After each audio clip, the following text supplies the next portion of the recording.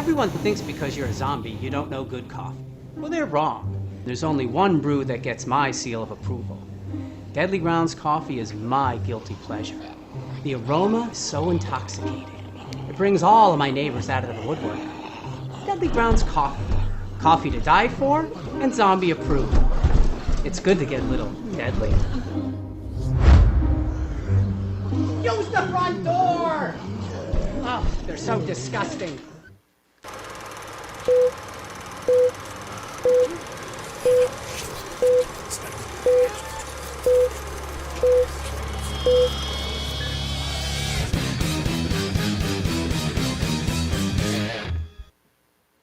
It's Tuesday night, time for another live Wicked Horror Show. I'm Kevin, and as always, I'm joined by Tony Has Nine Fingers. What is going on, people? I like the way you held that one. Oh yeah, it's with the Zoom comes in and out. I'm like fingers, waiting for the Zoom to come through. But anyways, Tony, would you like to introduce our very special guests? Sure. From the movie ZombieCON Volume 1, we have Valle and Erin Áine. Hopefully I said that right. You did. Perfect. Hello. Wow. Hello. Look, Great to be here. Thank you guys so much for having us. Yes, thank you. thank you for coming on. And Usually I'm adorable horrible baby. with names. The adorable so- baby. I'm sorry, I forgot. What's your baby's name? So she's Anya as well. Anya was my middle name that I use as my stage name, but she got it as her first name. Nice. All right. Adorable. Baby Áine. Baby Anya. Up Yes. past her bedtime, but having fun. Yes. She's milk drunk. Yeah.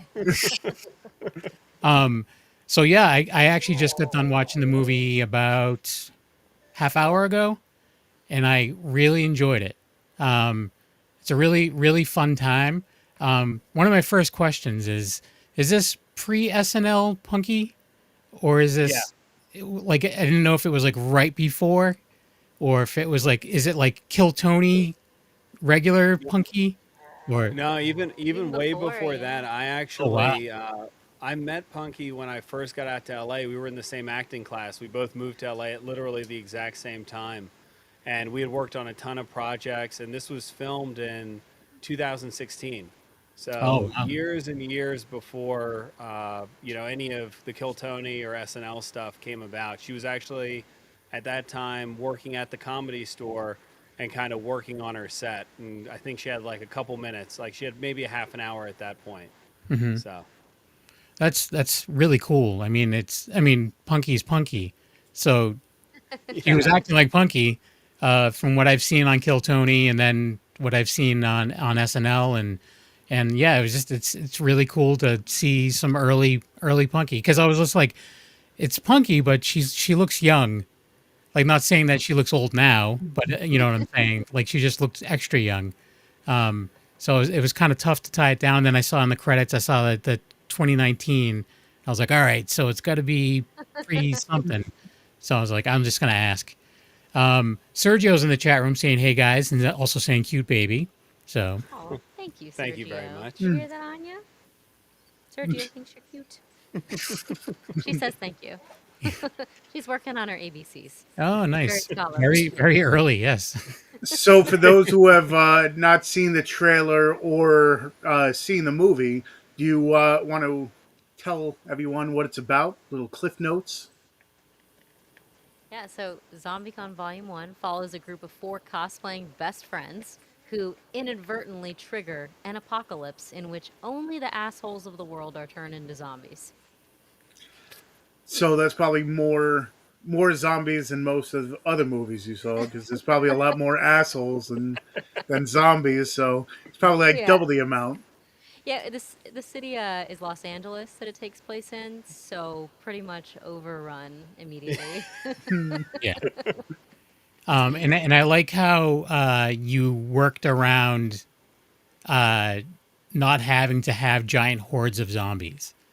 You know, it's a lower budget movie that doesn't look lower budget, and you didn't try to bite off more than you could chew. You know what I'm Pun saying? intended. Oh yeah, exactly. But you know what I'm saying? Like it almost feels like if you tried to do more, it would have lessened the effect. You know what I mean? Yeah, Yeah, I appreciate that. That was Thank you. both by design and, I would have loved to have hordes of zombies, of course, but it would have, we would have had to sacrifice the quality of the zombies to get, Yeah. more zombies in. So we tried to creatively put our characters in positions where they wouldn't have to be interacting with hordes, or it wouldn't be natural for there to be hordes. Yeah. That's for volume 2. That's right. Yeah. Volume 2 is like full on, Land of the Dead, zombie apocalypse, retrofitted city, type chaos everywhere. Yeah, expecting a much bigger budget for that one. Yeah. So, Is there a plan for volume 2? Is that something that is on the back burner, or it's something that you're hoping to get done? yeah, we've got volumes 2 through 5 written, Mm. and we wanted to obviously see how volume 1 did, but based off of the response and, people have kind of been talking to us, not a lot that we can say really, but it looks very, very positive that we'll be moving into at least pre-production next year.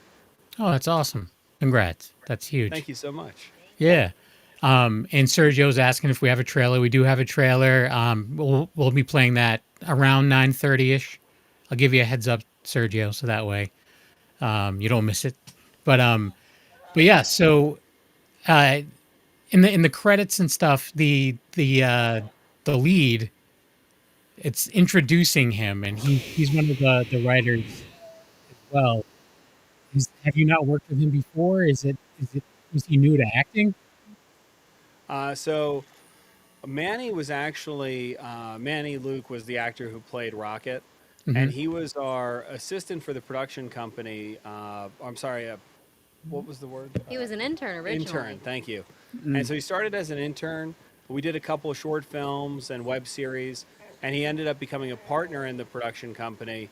And when it came time to film this movie, we're working on casting, and we wanted to keep everything close to home, write what you know, and obviously with the low budget, we wanted to work with people who would kind of, we knew would give everything they had, even though there weren't really paychecks involved.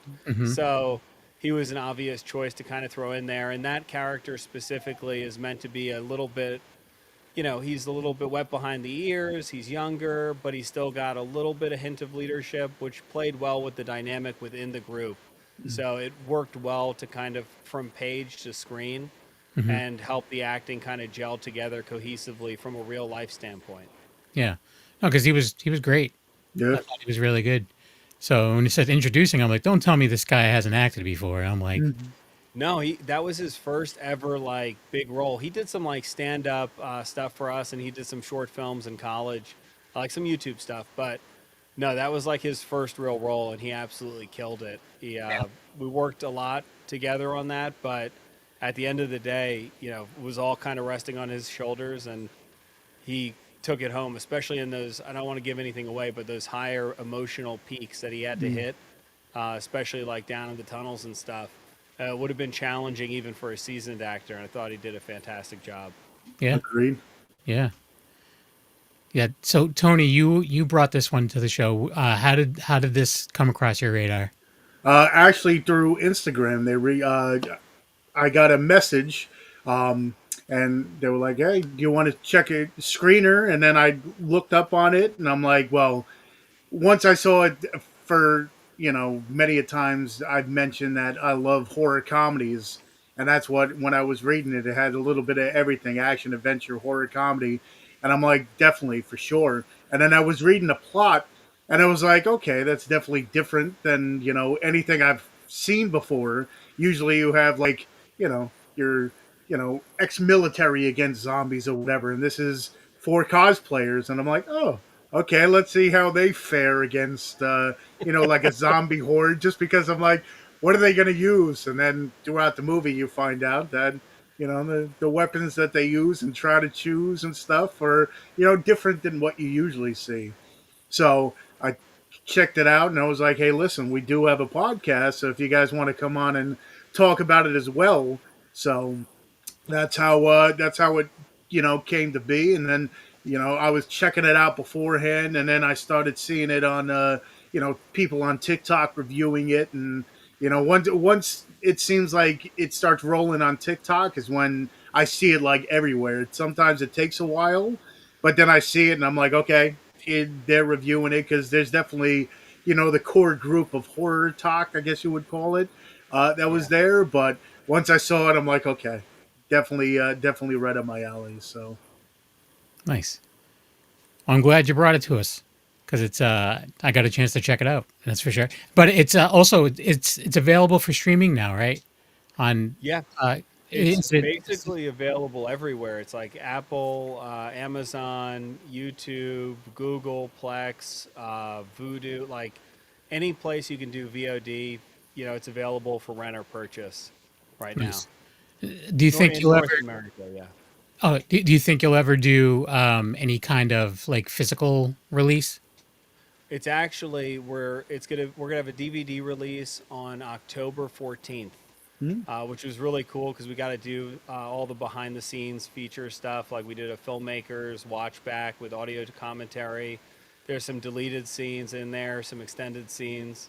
So we had to cut it down. It was already running a little bit long, so we got to kind of add all that stuff back in. There's not like a director's cut on it, but all of those scenes are included, which extend the lore a little bit and show a little bit more of the world. That's cool. that's heaven in my ears. As you can tell.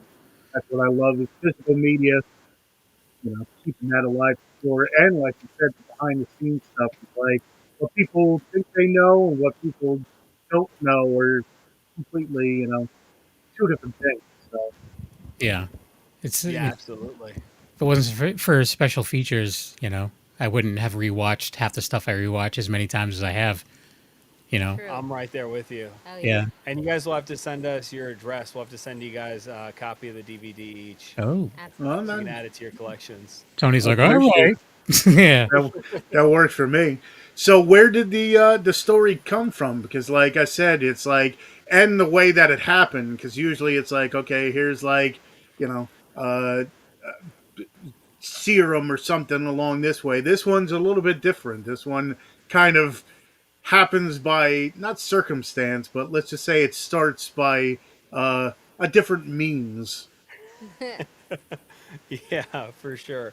Um, so we had done a bunch of short films. We'd done a bunch of web series, and we were just trying to get some attention, trying to break out, and we had finally come to the conclusion that we had to do something a little bit bigger. So we're like, whoa, I mean, everyone keeps telling us we haven't made it yet until we made a feature film. Why don't we try to do that? We've got all the people here. It was 10 years ago, so I had the youth of my 20s behind me and a lot more energy than I do today. I was like, yeah, what the hell? Let's go for it. And zombies were like the obvious choice with a low budget. It was like I'm a huge zombie fan. I'm like every great zombie movie, like, well, I mean now they've kind of been made with giant budgets, but like so many classic zombie movies started with such a low budget. I'm like, this is a great place to kind of begin, but wanted to do something a little different. And while searching for what that differential component should be, I was in my brother's house down in Florida. He's a big movie prop collector and like replica movie prop collector. And I saw the Captain America shield on the wall, and I was like, man, that'd be so cool to like kill a zombie with that. Like that'd be a perfect weapon. And then that's how the cosplayers got involved. And in regards to how the zombies are created, that came across like as I started to write the script, and I'm like, I don't want to retread things that have already been done because I'm such a fan of like the Romero series and the remakes and just where zombies have gone. And I wanted to kind of do something a little bit different and put a little bit of anime influence into it. So it needed to be, I wanted to make it a little bit kind of mystical while still keeping it like fun and something that everyone could kind of appreciate. Because, I won't say, well, I guess it's not really a spoiler, right? To say, so yeah, all the assholes get turned into zombies. It is technically part of the, tagline out there. So, Yeah. but I was like, everyone knows an asshole. So I feel like everyone can get behind this because there's always someone you'd be like, I wouldn't mind if that guy was a zombie. It'd Yeah. be fine with me. When that came up in the movie, I'm like, oh no, would I turn into a zombie or not? Like, I think I'm a nice Big guy. existential question. Yeah. Like that'd be like if one of the characters just like turned, he's like, oh man, I thought I was being cool this whole time. Oh, But So damn, now, no. zombie. So now we know where that picture came from. You actually turned into a zombie yourself there, Kevin. Oh yeah, that's right. My picture on my next to my name is me as a zombie, so Oh, nice. it's Very appropriate. appropriate. Yes. Yeah. Glad to see that you've changed back. So, Yes. Yes. I learned my ways. Um, yeah, learned my lesson finally.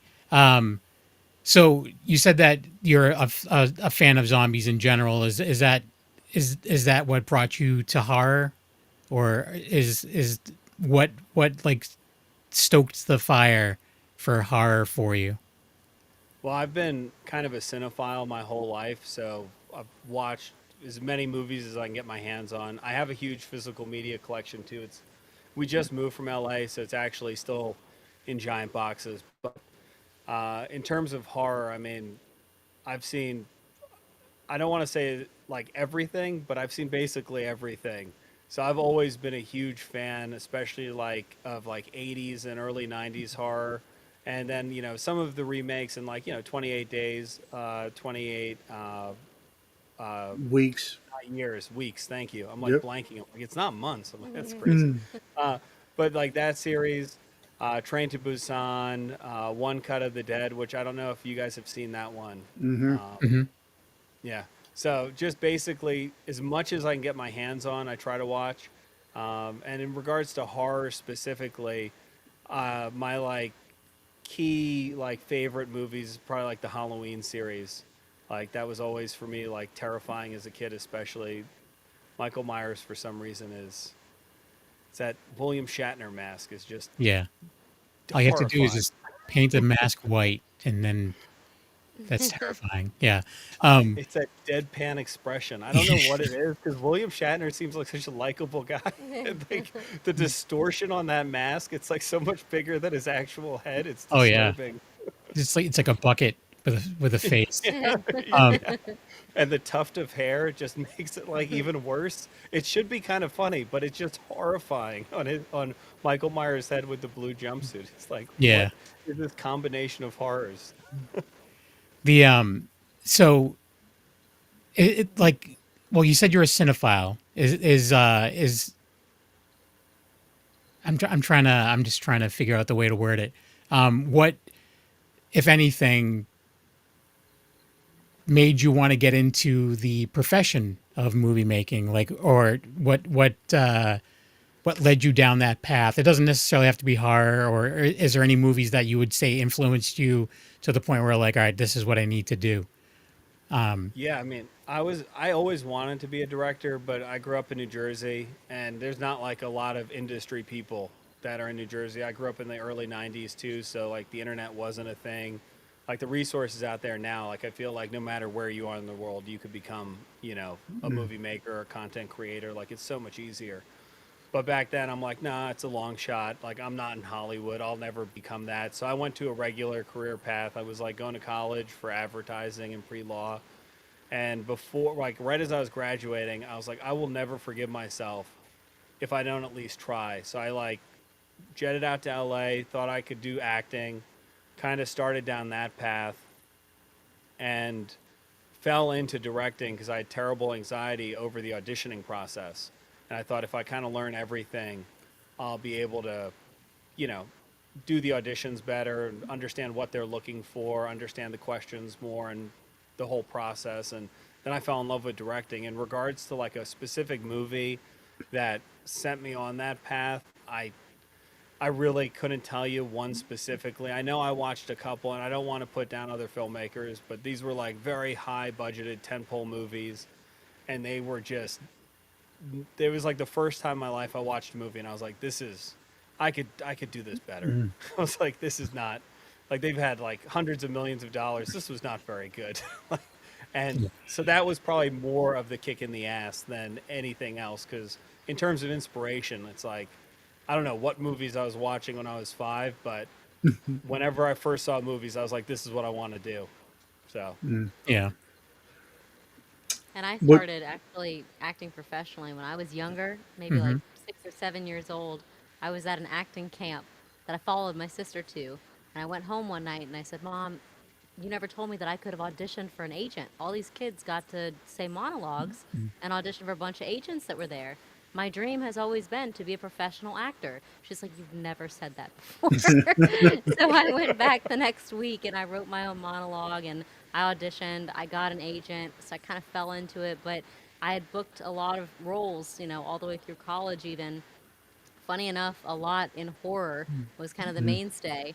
I was in Quarantine 2 Terminal, and I had a small role on Vampire Diaries and Dance of the Dead, and some shows and whatnot. But just like Kyle, I was out in Los Angeles, and I was just fed up by that point with auditioning. Like, I wanted something different. I wanted a little bit more control over my life, if you will. And we both together were dating at the time, and it kind of was the natural conclusion, oh, let's start a demo reel company and filming demo reels for people. And that turned into, we'll film their auditions, we'll film commercials, we'll film our own short films, we'll film our own web series. And it all ended up leading to ZombieCon Volume 1.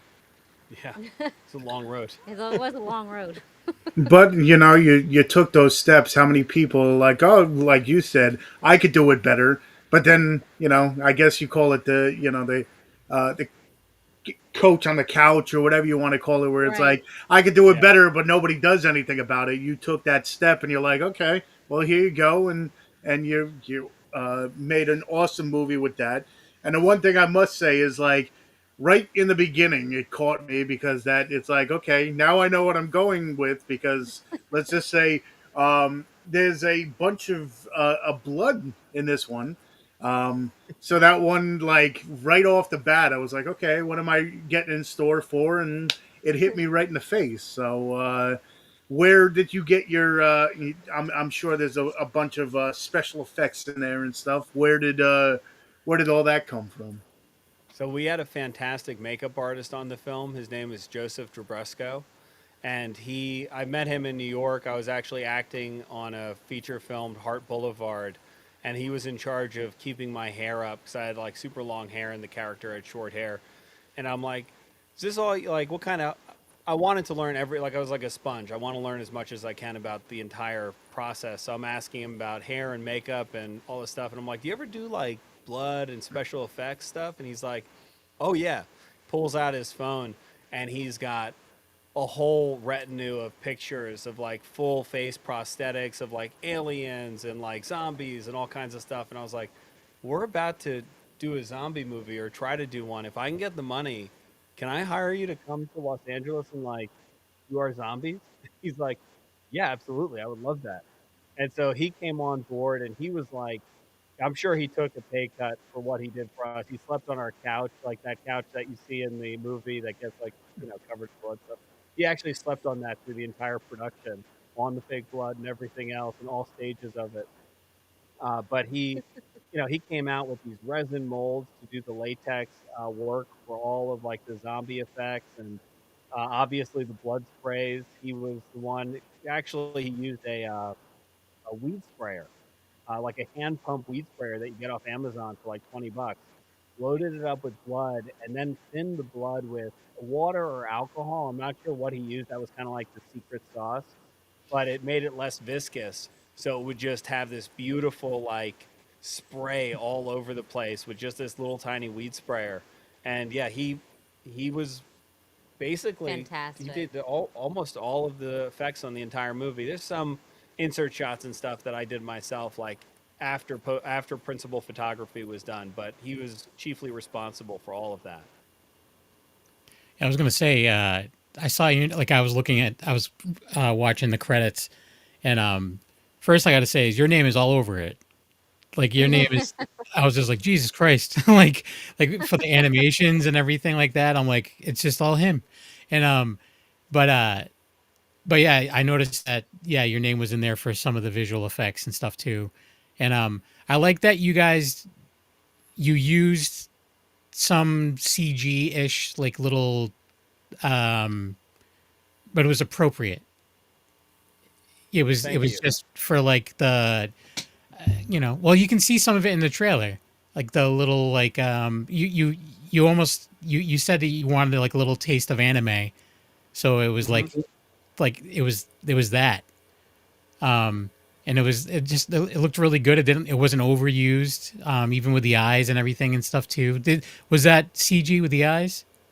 Yeah, so there was a contact. There was a way to do that with contacts, not to get it like that kind of glow. You could do like bloodshot eyes and stuff with contacts, but we found out we only had a $60,000 budget for this film, Oh wow. which at the time for us was like that was more money than we'd ever had for a project before, like times a gajillion. Like we'd only done like a couple $100 here, $1,000 there was like our biggest web series, so it was massive, but you learn when you're budgeting this stuff out that dries up really quickly. And one of the first things on the chopping block was contacts, because in order to use those contacts safely and cover it with insurance, you actually have to get them all. You have to like send everyone to an optometrist, and they've got to get their eyes measured, and they have to be custom fit contacts, and then the contacts themselves are extremely expensive.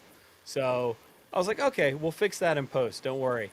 2 years of Manny Luke hand rotoscoping every eyeball later. We had our That zombie must have been eyes. like crazy tedious to Crazy. just to follow me. someone's eyeball.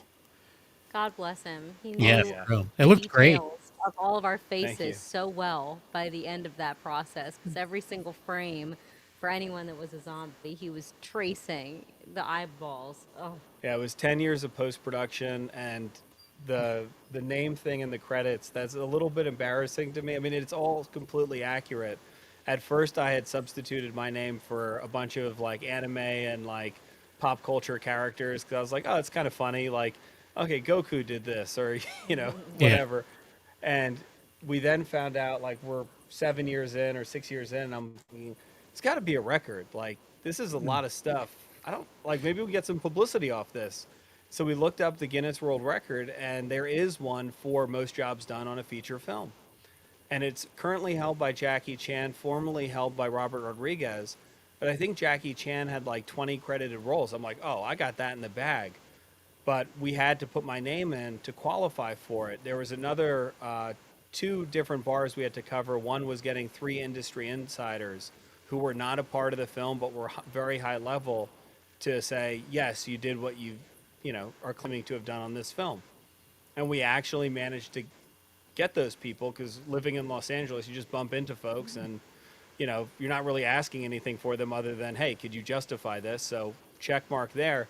Unfortunately, the third hurdle was it needed to be in a ridiculous number of theaters. It needed to be like and I'm sure I'm getting the number wrong, but it was like a prohibitively large amount, like yeah, it's in the 12,000 theaters, thousands. like a worldwide Jeez. release. And it's like, I don't know how to do After, that.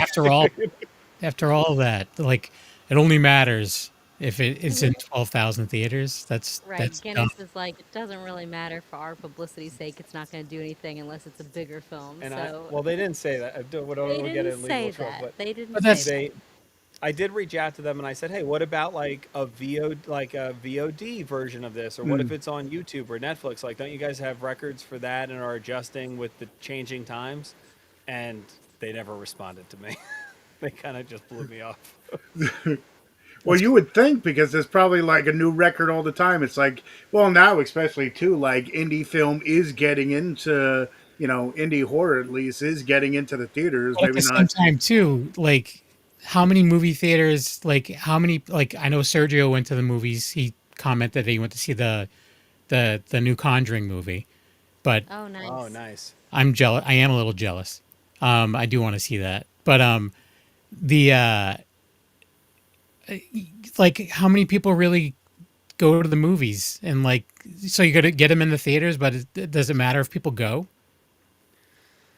And that's the key question, right? It's like it's the Hollywood politicking. I would Yes. talk about it, but I can't talk about it intelligently because we're not part of that Yeah, that group. I had you know? heard for like I don't even remember what it was for, but you had to like you had to pay like someone to monitor it, like as it was happening. It was like a different kind of thing, and it was like $30,000 to pay someone from them to come watch you do something, just to say, yeah, Right. you did it. And I was just like, Yeah. that's a lot. But There's a lot of red tape. I also know people that have been in the Guinness Book of World Records. You know. That's pretty cool. What did Yeah. they get? One of them was my old science teacher's wife had the longest hair in the world at one point, Oh my god. Oh my god, that's crazy. How and long is it? his daughter was in it for like she was a piano virtuoso when she was like a toddler or something, and she went on. She's an actress. She's it's Alicia Witt. She's from Worcester originally, but she was in like The Sopranos. She's in a ton of stuff. She was in that movie Four Rooms. Oh, cool. She was Madonna's little like friend or whatever in that movie Four Rooms. But yeah, she was like a genius child. She was in that movie Dune as well as a little girl, Hey. like a little girl with the bright blue eyes. That's awesome. I mean, quickly get the. Do we have a piano? Get her on it. We're on film right now. We can get her to play. Listen, she's the chillest baby on a podcast that I'm For aware real. of right now. So Yeah. I was going to say, let's change that and play the trailer.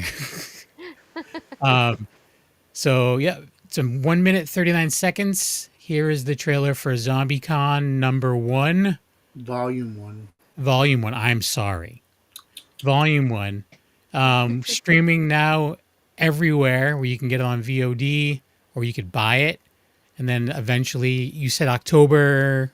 When is the 14th? The DVD's coming out. And but yeah, here's the trailer for ZombieCon Volume 1. See, I corrected myself, Tony. Congratulations. I learned. Here we go.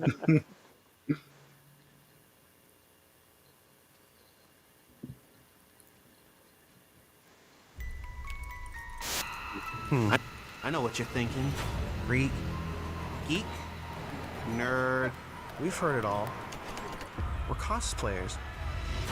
A couple times every year, we make our pilgrimage to the cons. Welcome to the regional qualifier for the national competition. The federal government has declared a state of martial law and has warned all citizens to stay indoors. As the now confirmed outbreak begins to spread outside the border of Los Angeles.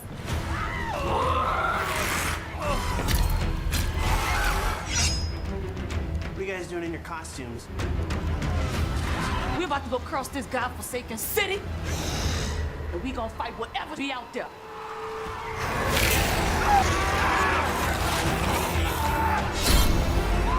Now that the world is on fire, let there be no doubt.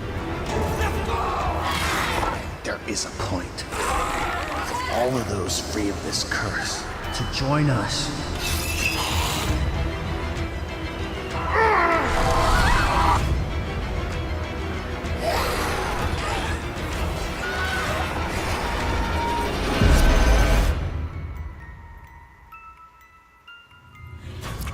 Ready to room, Mom.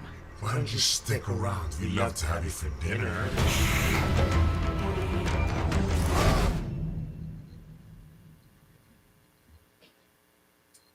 There you go. There's the trailer. If that doesn't say go out and rent me, I don't know what does. thank you. And then after you rent it, then you'd be like, you know, that was really good. I'm gonna have to Buy it. I'm gonna have to buy it now. Then you're like, I bought it digitally, but you know what? If there's a zombie apocalypse, the internet's not going to be around. I'm going to need to have a physical copy, run that off of a generator. So I have to buy the DVD on October 14th. And then eventually, if you don't already, you need to have some katanas because zombie apocalypse happens. You need to be armed up, Yeah, ready. we'll get the generator, ammunition, and katana package ready for everyone Nice. by January or something. No guarantees on prices on that. Generators ain't cheap. I'm just saying. Wolfie's in the chat. He's actually so I don't know if he wasn't here earlier, but he asked about your influences when it comes to zombie films, and I know you mentioned the Romero films. Would you say that those are your influences, like bigger influences for zombie? I mean, with this film specifically, I tried to draw a little bit from like my favorite parts of every zombie film and then try to remix it into something that was unique and it's kind of doing its own thing because I didn't want to retread over. I mean, you can't really. I have such respect for all of the zombie films that have really come before us that I'm like, I really don't want to step on anyone's toes or try to do what they did, because I don't think that we can do it better.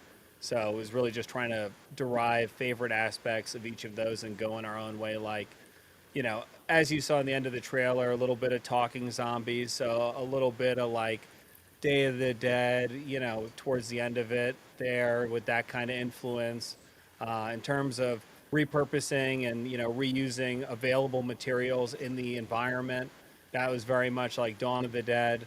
The whole idea of them being very claustrophobic and stuck in is like very like Night of the Living Dead to me. And then, introducing the comedy, you've got a little bit of that Shaun of the Dead kind of vibe going on. Obviously, do you want to jump in? Nope, you're nailing it. Okay. Yeah, and then as and there's other little pieces sprinkled in there from a bunch of different zombie films, but then as the films progress, you'll get to one of my favorite things, which is we've got a bit of a major van action, kind of like from Land of the Dead, which I'm really hyped to be able to do, because that's like my like dream zombie survival tool, is the giant armored out truck with like, hatches for weapons that stick out the sides and like chainsaws and all kinds of stuff. And I designed the truck. I think it's pretty cool. So I hope to be able to bring that to life soon. Nice. As long as there's no pie fights. You don't want to do that. Now, with this, did you guys have any like crowdfunding, like for all the like extras and stuff at the, at the con and the dressing up in cosplay? Did you, put it out like, oh, anybody that wants to dress up in a zombie movie, come here, or how did that come about? So yeah, for the cosplayers at the con, we wanted to get a lot of local, real cosplayers in their actual cosplay. So I was looking up cosplayers in Los Angeles and DMing them, and we got a bunch of them that were like, you know what? Yes, that does sound good. I would like to be in a film wearing my own cosplay. So they came out. It was awesome wearing their own cosplay.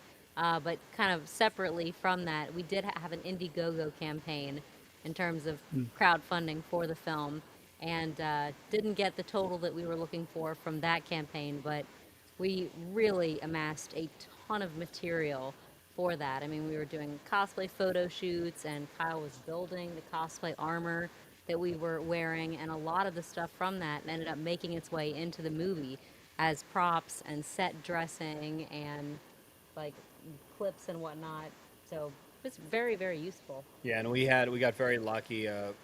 Obviously the Indiegogo thing is very much funded by, I'm sure there were some people who weren't related, but I'm sure a lot of it was friends and family kind of jumping in and throwing a little support behind us after seeing what we had done before.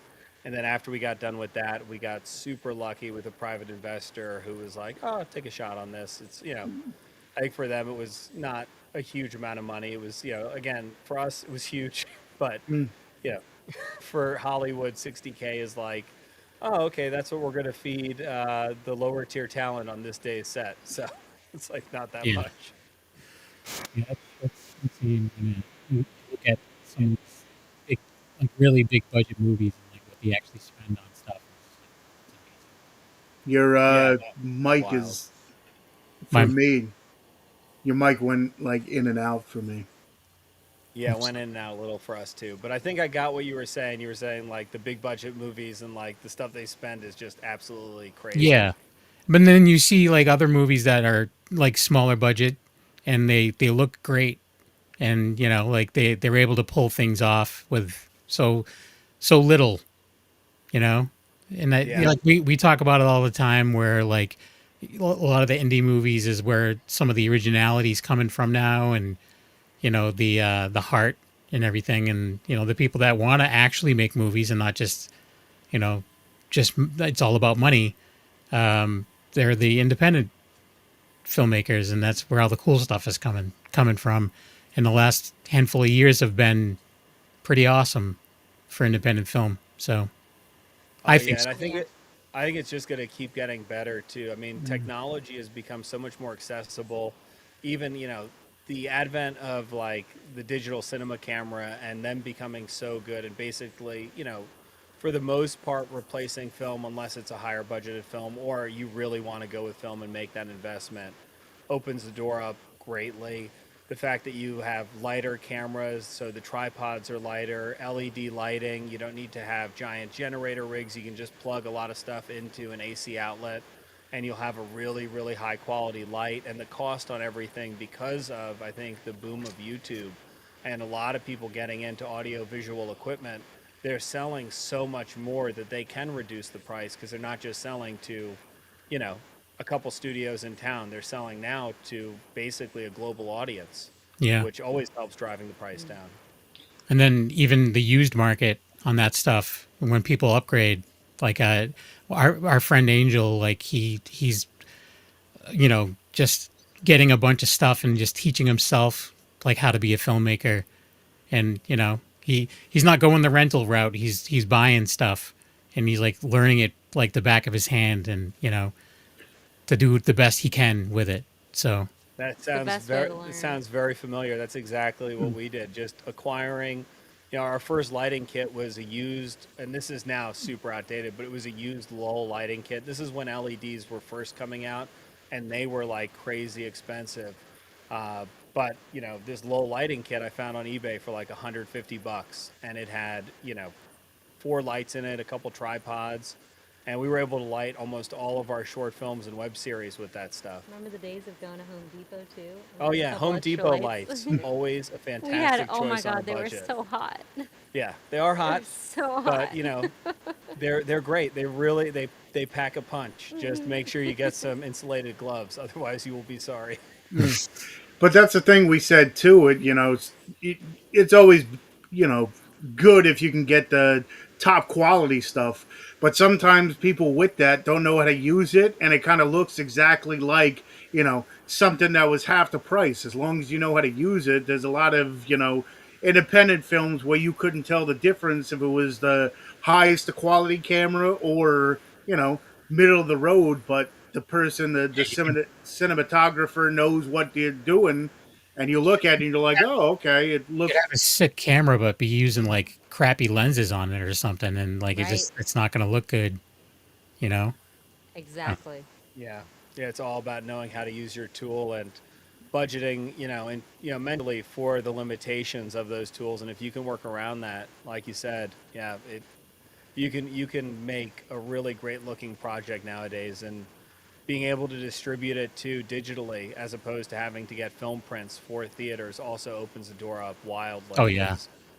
Now, even with a DCP, which is, your digital cinema projections, like your hard drive that you'll drop in at a theater, even if it's not a film reel and it's just the digital copy, those things are expensive. Like they can run you $1,000 per copy. And I'm sure that there are better deals for the big studios when they buy like 10,000 of these things at a time. But for us, it was like $1,200, $1,400, and that was a steal. Some people in Los Angeles were wanting to charge like $6,000 to get one DCP made, and it's just nuts. I think you can actually do it yourself in DaVinci Resolve. Oh, really? So, yeah. Now, I don't haven't done it myself, but I'm sure that there are tutorials on YouTube that could walk you through it. Probably. There's tutorials for everything. That's how I learned how to mow a lawn. When I bought a house, I'm like, I grew up in apartments. I have no idea what I'm doing. But it's so what's next for you folks? Like, what do you guys have any upcoming projects that you want to talk about?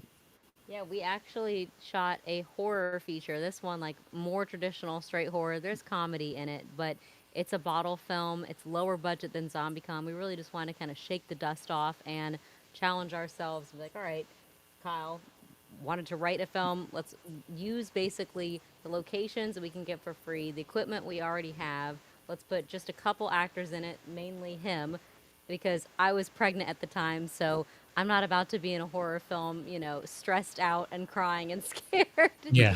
And it's called It's Watching, and we shot it in February. It's in post-production right now. Kind of on hold a little bit because of ZombieCon Volume 1's promotion, but we're hoping it'll be in the festival circuit later this year. And it's about a frustrated filmmaker who moves across the country, leaving Los Angeles with his pregnant wife. We took some inspiration from our We had it's a dig super deep creatively. For from our anyone who original. doesn't know our story, that's like literally our story. So it was, But everything takes a lot of a darker turn than our circumstances as the filmmaker tries to make one last desperate attempt at making a film kind of under the radar of his wife while he's home alone and starts getting haunted, if you will. yeah, it's stalked. Yeah, yeah, that works. But then you said, it wouldn't make for a good film if you're emotional and crying and stuff like that. I think it's like perfect. You wouldn't have to like pull from anywhere. All you would just have to do is turn the camera and it'd be like perfectly. It's like, oh, where'd you draw your inspiration from? Well, Yeah, here But it is. every scene Well- supposed to be happy sometimes. You know, it made the acting job for me so much easier because I was going full method. I was like, if we're going to shoot this movie, we've got to actually move across the country. Yeah. I've got to be a frustrated filmmaker. That's why I was in post production for 10 years. It was all for this film. Yeah. Now, are you two like con goers? Like, do you frequent like horror cons or like or film Comic-Con. festivals or whatever? Or... Well, when I was a kid, I used to go to I don't know, we might have gone. Did you go to cons when you were a kid in the New Jersey area? Not as much. My buddy always talked about them, and I never went until probably like 5 years ago. I started going to like Monster Mania, Chiller, and then New Jersey Horror Con started popping up a couple years ago, and now that's pretty big. So it's like 3 of them that we have. Okay, yeah. So I was in that area growing up, and I know that there were a couple horror cons that I visited, but back then, they were not as widespread as they are today. They've really caught fire, and there's a lot more of them now. But then I think I went to like I was able to go to one convention in Las Vegas. It like there was a Star Trek convention that lined up with our family vacation out there, which was awesome to be able to go to that. That was like my first, I think, like experience with like a big con because it reminded me as I got older, I'd go to like Comic-Con and stuff, but it was like in a big hotel with, had all the rooms rented out with a bunch of vendors, and that was pretty sick. But after that period of my life, it was basically work and school for most of it. Never really had an opportunity to go. And then we were able to film this movie, and I drew from, the cosplays I'd done in the past, especially when I was younger, like growing up in New Jersey. And as soon as the film was in the can, we all of a sudden had a really good justification to go to as many cons as we wanted because we could promote the film. And it wasn't so much okay, we're going to expense this out, we'll get money back on taxes, because we weren't making enough to do that. Like, that wasn't real. That was, I guess, part of it, but it wasn't really the whole thing. It was more like prior to making ZombieCON, going to a con, it's expensive. And, that we're putting every dollar back into the filmmaking. I'm like, well, I mean, if I've got to spend money on a hotel, I've got to buy the badge. I mean, that could be a new light set. That could be a short film. That could be any of these other things. But once ZombieCon was in the can, I felt a little bit of freedom to be like, okay, well, we can spend a little bit of money, go into these things because we're promoting ZombieCon. So that's, it's a twofer. It's great. Yeah. And it was kind of like my James Cameron-ish experience where he used filming the Titanic to be able to dive down to the Titanic. Now, obviously, mine is on like a minuscule budget comparatively, but I was like, well, we got to make the zombie movie about the cons, and now I get to go to the cons, which is awesome. Yeah, because Yeah, it's a good place to meet, especially like even if you didn't get a table, you just have your shirt on. It's like, oh, ZombieCon, what is that? And then you could sit there and promote your day. Everybody's looking for something new, so especially at horror movie cons, so would be perfect place to do it. Yeah, we were able to be exhibitors a couple times, which was like low key a great way to save money if you can get a group of friends together to pay for the exhibitor badges at specific cons. And you get like VIP badges too, so you don't have to wait in line. They get mailed to you way before, and you get to basically tour the floor before anyone else gets in, check out all the good merch, and like kind of, get close to a table before anyone gets there. Even just having a place to sit down. Like, Yeah. the worst part about con, well, it's like line con. Every time you go, everywhere you go, you're stuck in a line. But when it's time to finally eat and you go to your food truck or one of the like 6 little restaurants that are open and then you go to eat, and like in LA Comic Con, Anime Expo, everywhere that there's like a comfortable area to sit is taken. And then you look at the walls and the floors, everywhere against the wall, people are already sitting in their giant cosplays and it's taken. So if you have a booth, you also have a nice little spot that you can kind of tuck behind, sit in Yep. a chair, kick your feet up for a second. And you can bring your own water, which saves you Mm. about as much You can money as bring anything else. snacks in general. You can Like bring snacks. Yes. whenever I have a booth or I'm like helping out at a booth or whatever, I always like, all right, beef jerky, whatever, some Quest bars or something, just Something like easy throughout and the day. quick to eat. Yeah. Yep. So that It way is you the don't best. have to spend all the money on like It all the is the food and best. stuff. Yeah. Oh, No, yeah. it's good. I mean, as long as it's not every weekend, you know, because then it does wear you out, and it Yeah. also ruins your bank account because it's the good thing about seeing all those tables early, but then you get like, all right, I'm gonna go buy those T-shirts and I'm gonna go buy this and buy that, Yeah. and Yep. like, I went to one in Connecticut not that long ago and like very quickly spent way too much money. I'm like, my wife's gonna murder me. But she's like, It's what's this? amazing how What's this? fast What's it that? piles up. I'm like, well, the T-shirts were $30 each, and she's like, well, how many did you get? I'm like, I don't want to talk about it. I mean, parking was like $30 if you got there on time. If Yeah. you're late and they're like really jacking up the prices for the few that are left, you could be stuck with like a $55, Oh 60 yeah, and parking spot. LA is terrible for that. Yeah. That's crazy. Like, luckily, all the cons I go to, the parking's free. But you may be Nice. parking forever away, but Right, it right. still works. In Um, LA, a lot of the people just Uber because it actually is even cheaper, yeah, that makes Yeah. sense. even if you're kind of far away. Yeah, that makes sense. So it's sorry, Tony. I was gonna say we have to start wrapping things up, but Yeah, there's one scene that I watched a few times over that I laughed at, and let's just say it has something to do with duct tape. And I was just wondering, Oh. if you had to do it a couple times and you're like, forget it, just keep it in there, or was it planned that way? Because I watched it and I'm like, you're very, very angry at this duct tape at one point in time, and I'm just like, I wonder if that was supposed to be that way, or it was that like, was- okay, just put this one in. That was. So yeah, that was. Well, do you want to? Since you were the actress. It was, yeah, total blooper, not planned. And I think it was half in character and definitely half me with the frustration. And it was mostly, it's not just the duct tape, because that already, like, I think everyone's been there. It's also like ripped apart gloves, the like fake blood kind of congealed. It was all happening at once. It was at the end of the long shoot day, and I'm just like, I'm feeling my feelings with that duct tape. Yeah, and if you hear the audio, like, because obviously it's all been, that's got an ADR in it and stuff, but I'm behind the camera, be like, Erin, just rip it, just rip it. She was like, I can't rip it. Like, I'm behind the mask, right? Like, "Ah." I'm like grimacing, probably growling. Yeah, because I'm watching and I'm just like, I wonder how many takes that like it took to do that. Because it's like, forget it, just keep it in there and just whatever. Because like you said, everybody's been through that where you're trying to do something quick and it just doesn't work with you, and it's just Never- like, oh, okay. I never tried that with the gloves though. Like, Oh yeah. Oh yeah, but duct tape is notorious, right? Oh, Like, if yeah. you don't get it on that first rip and it starts to stretch, it's a nightmare. or it It just just splits keeps stretching. down the center, and Oh, you're the like, splits is the Oh, yeah. worst. then Like you're with trying to packing line up. tape. Yeah. Yeah, and you just know, this whole roll's about to be toast. Oh yeah.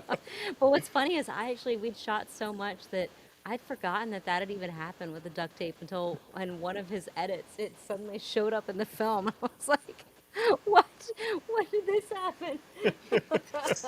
Yeah, for me, when I'm watching certain movies, there's certain scenes that just get me, and I rewinded it a few times, and I'm just like, I wondered, like, for me, like, I guess I watch movies different, because there's certain scenes where people are like, oh, that scene wasn't even that big, but for me, like, there's certain scenes in certain movies that it's the rewind button a few times, and that one I for me, totally- I felt it for you too. I was just like, yeah, I could imagine like pulling it and whatever. So I'm like, I feel it, especially in that time too. It's like you just, nothing to give away or whatever, but something happened beforehand and you're trying to do it quick, and it's like, okay.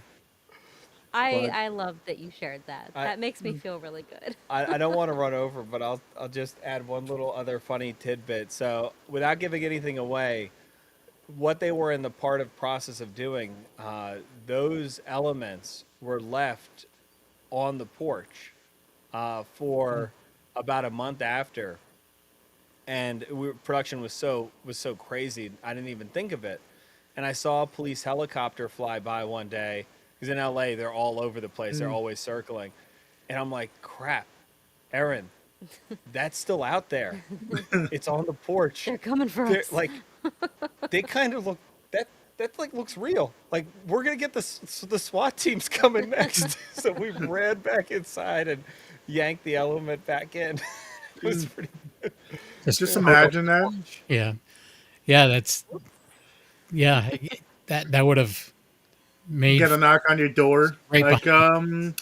we heard something might be in your porch over there. I'm sure it wouldn't go that smoothly. I'm sure. I was gonna say even worse too is I just thought about this just now. There's like catwalks above our porches where we used to live in the apartment, so you could access the AC units.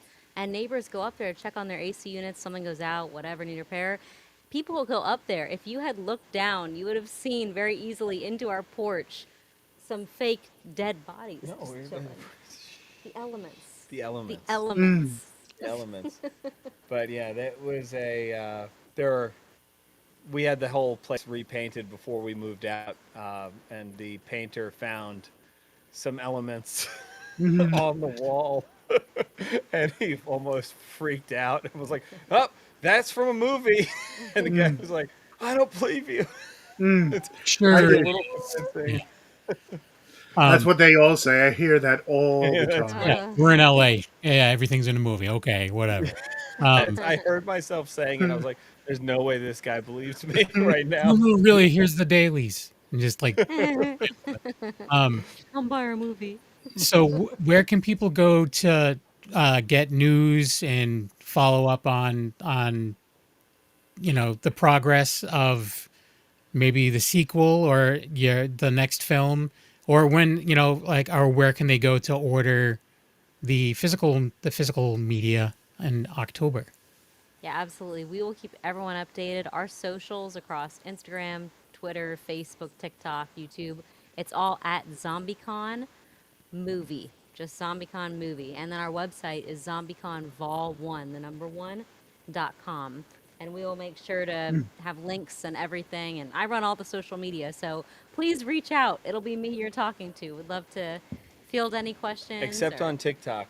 he's the I've been TikTok tasked guy. with TikTok, and I am I've invested all of my brain power into filmmaking and very little into social media. So I am clawing my way forward slowly but surely to learn Yeah, how to do this stuff.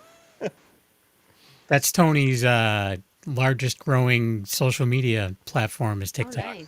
Yeah. I saw. Yeah, that's great. Congratulations on your success. It looks great over there.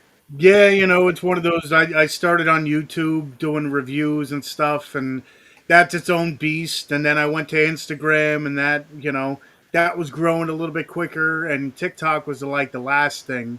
And I'm like, yeah, at first I thought it was all dance videos and stuff, but on every social media it has, your own little niche. And then I found the movie collecting community. I found the horror community, which I love.